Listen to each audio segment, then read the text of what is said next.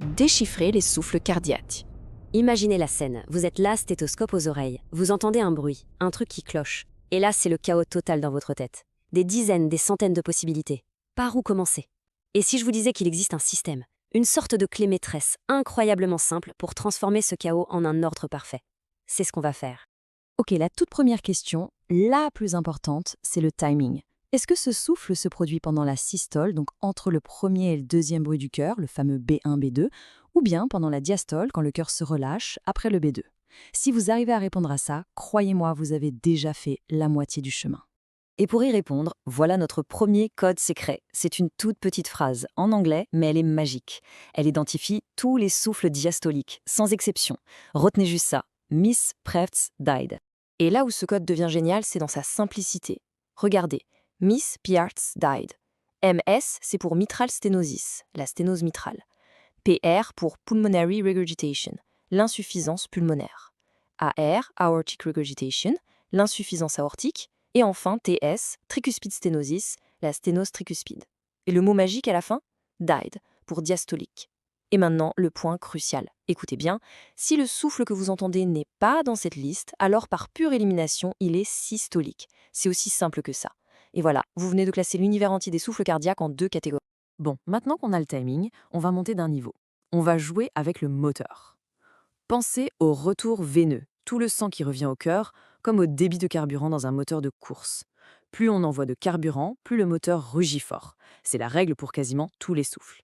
Donc, la règle générale, c'est ça. Si vous faites une manœuvre qui augmente le retour veineux, comme faire s'accroupir le patient, le souffle devient plus fort, plus intense. Simple. Sauf que, il y a toujours des exceptions. 2 rebelles. 2 souffles qui, eux, font exactement l'inverse. Plus vous leur donnez de sang, et plus ils se calment, moins on les entend. Et ça, c'est un indice en or. Alors, comment on fait pour se souvenir de ces 2 rebelles? Facile, on leur donne une personnalité. Voici notre deuxième code. The MVP hates conforming to the rules. Le champion, la star, déteste se conformer aux règles. MVP, c'est l'acronyme pour mitral valve prolapse, le prolapsus de la valvule mitrale. Et le HC dans hates conforming, c'est pour hypertrophique cardiomyopathie, la cardiomyopathie hypertrophique. Ce sont les deux seuls souffles qui diminuent d'intensité quand le retour veineux augmente. Ils ne suivent pas les règles, tout simplement. Parfait, on sait quand ça se passe et on connaît les 2 exceptions. Mais maintenant, il faut savoir où. Parce qu'une sténose aortique à gauche peut sonner quasiment pareil qu'une sténose pulmonaire à droite. Alors comment on fait la différence? Pour ça, on a notre troisième et dernier code. Un seul mot, réinspiration. Écoutez bien le mot, RII. Right-sided murmurs increase with inspiration. En clair, les souffles du cœur droit augmentent d'intensité avec l'inspiration. Vous demandez au patient de prendre une grande inspiration, et si le souffle s'amplifie, boum, vous savez que le problème vient du côté droit du cœur. C'est un outil hyper puissant, c'est vrai. Mais il ne sert à rien si vous ne posez pas votre stéthoscope au bon endroit. Ce qu'il vous faut, c'est une carte, un vrai GPS du thorax. Eh bien, la voici votre carte. Une autre phrase simple, All patients eagerly take medicine. Suivez le chemin. A pour aortique, au 2e espace interpostal droit. P pour pulmonaire, 2e à gauche. E pour le point d'herbe, 3e gauche.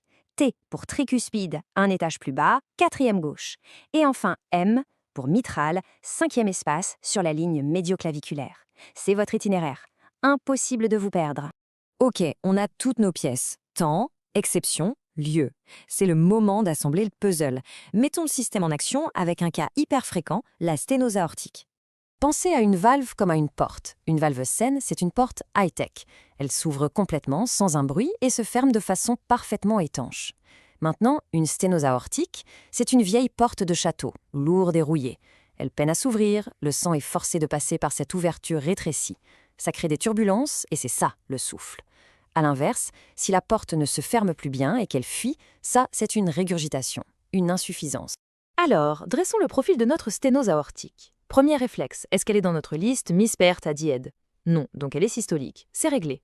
Le son est très typique, en crescendo-décrescendo, et il irradie souvent vers le haut, dans les carotides.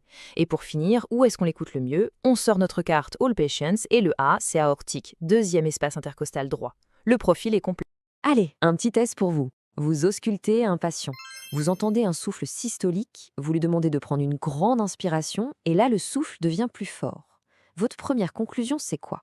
De quel côté du cœur vient le problème? Exactement. Vous avez utilisé le code réinspiration. Systolique vous a dit ce que c'était, mais l'inspiration vous a dit où c'était. C'est un souffle du cœur droit. En une seconde, vous venez de faire la différence entre une sténose aortique et sa cousine du côté droit, la sténose pulmonaire. Vous voyez la puissance du système?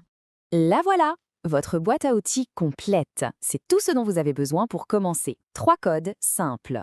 Un pour le temps, Miss Pratt's Died, qui sépare le bon grain de l'ivraie. Un pour l'exception, The MVP Hates Conforming, qui isole nos deux rebelles. Et un pour le lieu, Reinspiration, qui fait la différence entre la droite et la gauche. Ces systèmes, ce n'est pas juste une astuce, c'est une structure. Ça prend ce bruit confus, ce chaos, et ça le transforme en une carte de navigation parfaitement claire. Ça vous donne la fondation solide, indispensable, pour commencer à